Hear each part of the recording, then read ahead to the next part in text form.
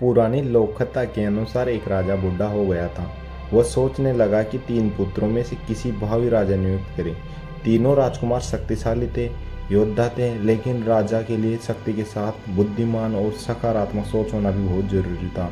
तो राजा ने सोचा और तीनों को बुलाया।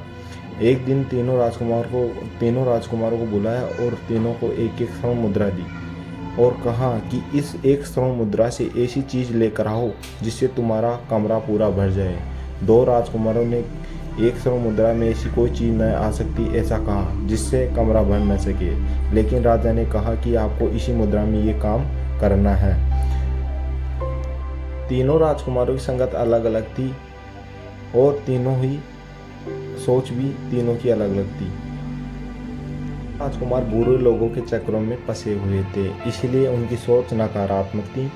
एक राजकुमार ज्ञानी लोगों के साथ रहता था, इसलिए उसकी सकारात्मक सोच के साथ ही वह चला जाता है। एक राजकुमार ने अपनी मुद्रा से कचरा खरीदा और कमरे में भर दिया। दूसरे ने घास खरीदकर कमरे भर दी।